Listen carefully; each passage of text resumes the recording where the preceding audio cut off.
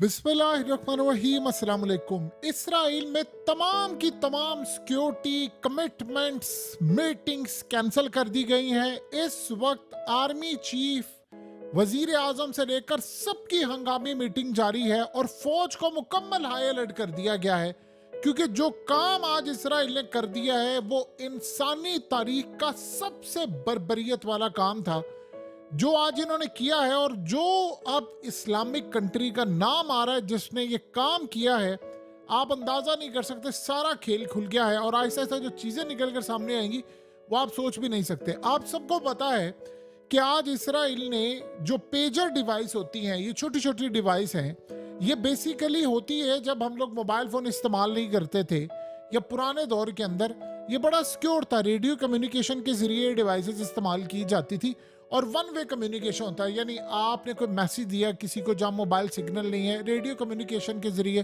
तो वो उसको मिसाल के तौर पर मैसेज आ जाता था। अब ये लिबनान के अंदर बहुत सारे लोग इसको इस्तेमाल करें, हिजबुल्लाह के लोग इस्तेमाल करें, डॉक्टर्स इस्तेमाल करें, तमाम लोग।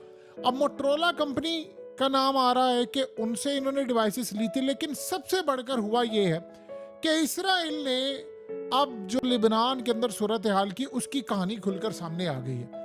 हुआ ये है कि ये जो डिवाइसेस थी ये लोगों की जेबों में थी और डिवाइसेस जब फटी, कोई मॉल में था, कोई शॉपिंग कर रहा था, कोई फ्रूट्स ले रहा था, कोई कुछ कर रहा था, इवन के बच्चे मारे गए हैं, इवन के घर वाले मारे गए, कोई ड्राइव कर रहा था, कोई बाइक पे था, कोई कहाँ था, जिस जिस की जेब में डिवाइसेस थी, डॉक्टर्स मारे गए हैं, फायर फाइटर्स मारे गए हैं, वो जख्मी हो गए हैं, जान उनकी पूरी तरह तबाह। अब खबर ये आ रही है कि 5,000 से ज्यादा लोगों इस वक्त शदीद इमरजेंसी की हालत में अस्पताल गए हैं और ये तादाद बढ़ती जा रही है। और कितने मारे गए हैं उसमें से ये नहीं पता, हो सकता है 1000, 1200, 1500 मारे जाए या हो सकता है सारे ही मारे जाए, क्योंकि इतना तबाह कौन था। किसी का गुर्दा नहीं रहा, किसी का कुछ नहीं रहा, किसी ने अपनी खास तौर पर ऊपर वाली जेब में रखा हुआ था और दिल की साइड पर।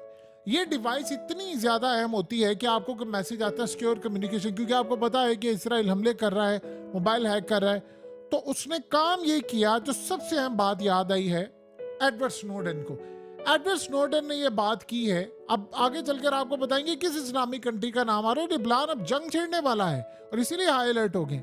एडवर्ड स्नोडेन आपको पता है कि यूएस की इंटेलिजेंस एजेंसी में काम करता था और इसने जब अमेरिका का पूरा नेटवर्क बेनकाब किया तो उसके पीछे पड़ गए और वो वहां से भाग गया और अल्टीमेटली ये रूस आ गया। रूस में आकर इसने असाइलम अप्लाई की, पुतिन ने इसको सिटीजनशिप दे दी, अब वो रूसी शहरी है।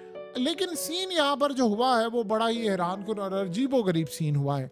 इस वक्त सीन ये बना है एडवर्ड स्नोडन और बाकी तमाम चीजों को, उसने कहा है कि ये जो इसराइल ने हमला किया है ये साइबर हमला नहीं था। उसने कहा कि जहां से ये डिवाइसेस बनी थी वहां तक इसराइल की एक्सेस थी। मिसाल के तौर पर मोटरोला है या कोई भी कंपनी है, उनको ऑर्डर गया तो उनको पता था ये ऑर्डर कहां से आ रहा है।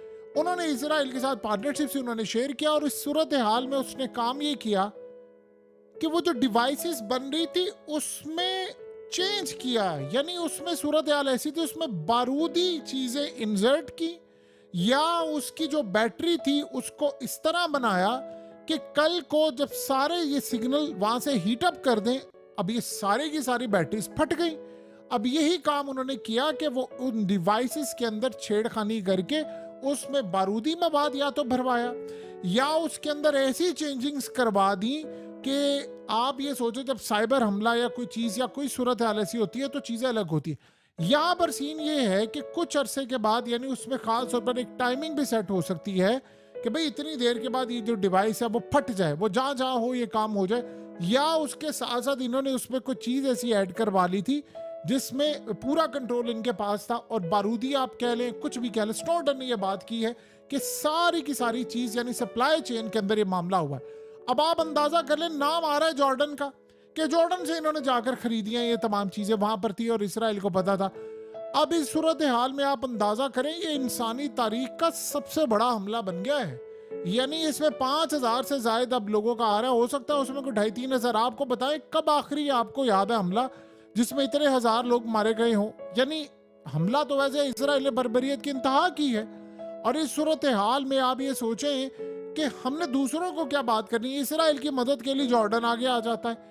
यानी आप अंदाजा कर लें कि ये तब हुआ है जब अमेरिका का इन्वॉय गया है और उसने कहा है कि तुमने जंग नहीं छेड़नी, पूरे रीजन में फैल देगी। उसने कहा ठीक है हम ये करते हैं। और आप ये देखें कि इस वक्त नेतन्याहू फारिग करने जा रहे हैं आर्मी चीफ को, वो फारिग करने जा रहा है डिफेंस मिनिस्टर को, और अपना आर्मी चीफ और तमाम चीजें लेकर आ रहे हैं कि हमने जंग करनी है।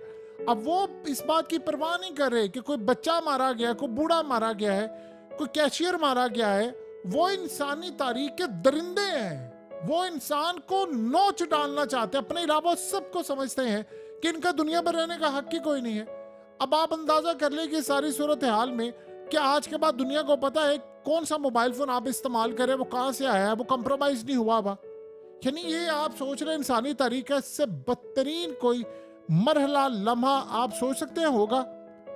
ये सबसे बढ़कर तारीख का बदतरीन हमला था।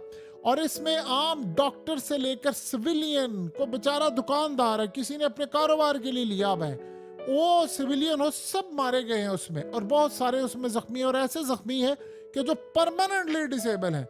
यानी आप ये सोचो बहुत सारे लोगों की उंगलियां ही खत्म हो गई हैं, हाथ ही कट गया पूरा। आप बताया आपने उसके साथ क्या करना है? किसी की आंख खत्म हो गई है, किसी का दिल यानी गुर्दे तबाह हो गए हैं।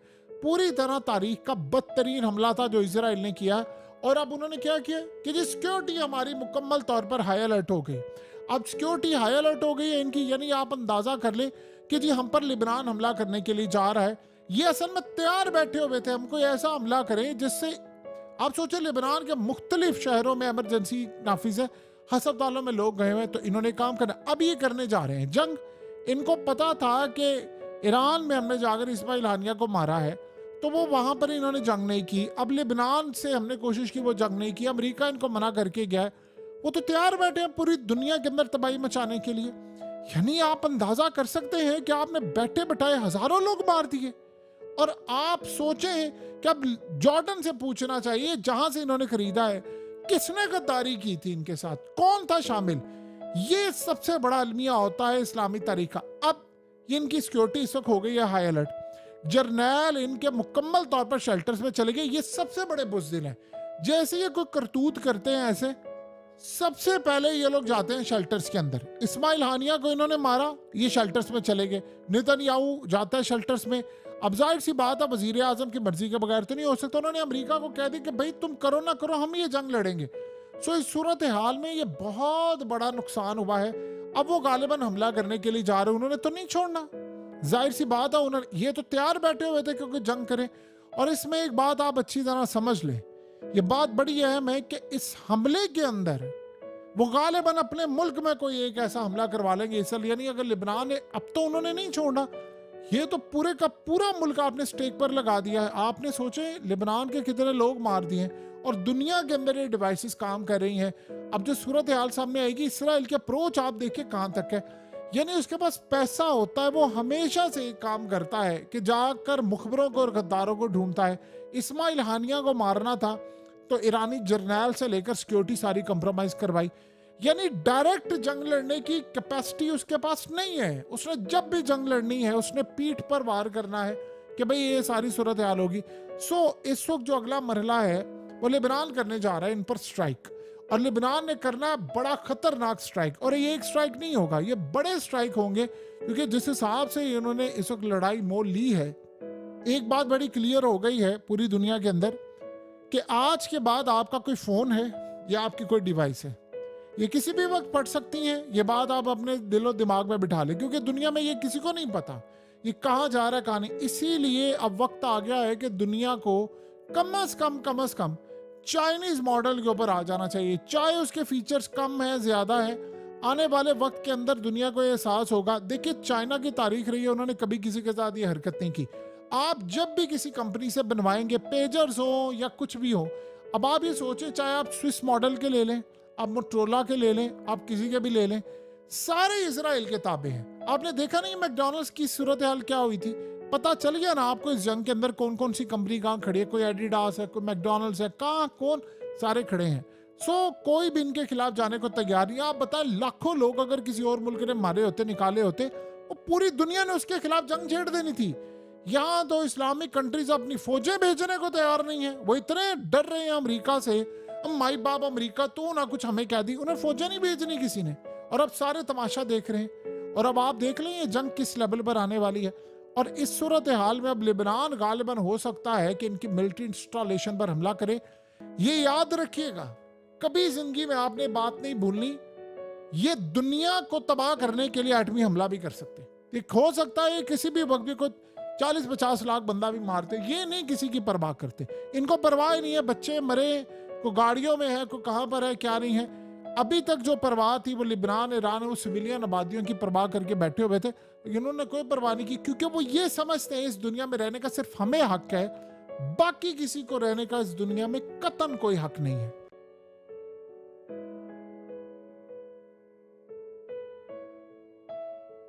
हकीकत टीवी को सब्सक्राइब करना मत भूलें, वीडियो को लाइक करें, शेयर करें और कमेंट सेक्शन में अपनी राय का इजहार जरूर करें।